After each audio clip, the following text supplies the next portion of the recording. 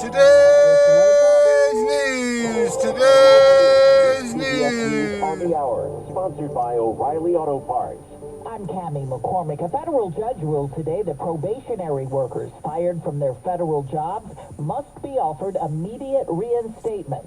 CBS's Scott McFarland reports. This ruling will impact a lot of workers, probationary employees at 6 major federal agencies: the Defense Department, the Veterans Affairs Department, the USDA, and the Departments of Energy, Interior, and Treasury.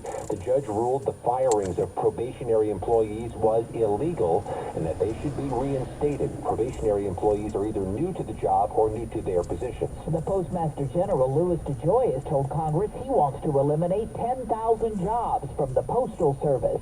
President Trump's envoy has arrived in Moscow for talks on the Ukraine ceasefire, but it's unclear whether Vladimir Putin is on board. CBS's Linda Kenyon reports. Russian President Putin, speaking through an interpreter, said he agrees in principle on a U.S. proposal for a 30-day ceasefire. We are in favor of it, but there are nuances.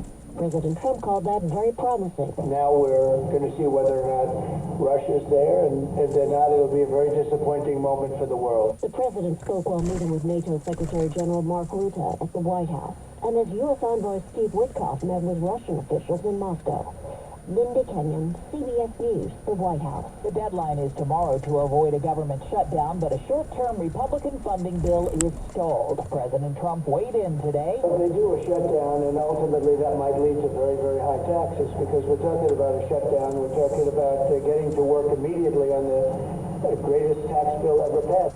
A Senate committee was to hold a hearing today on President Trump's choice to lead the CDC, but the hearing was abruptly canceled and the nomination withdrawn. Alexander Tin reports. The White House has scrapped its pick to head the CDC, Dr. Dave Weldon, amid mounting questions over the former congressman's record criticizing vaccines and efforts to strip the CDC of its vaccine review authority. Weldon is closely aligned with Health Secretary Robert F. Kennedy, Jr.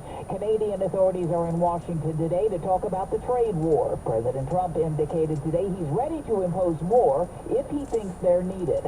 And Natalie Brand reports the administration is willing to take the hits to the economy. Treasury Secretary Scott Bessent was asked by reporters about the tariffs this morning. He said he's not concerned about the short-term market volatility, and he reiterated the White House's message that this is about protecting American workers and that past trade deals haven't been fair. On Wall Street, the Dow finished off 546 points. This is CBS News.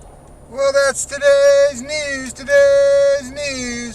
I didn't hear any good news, did you?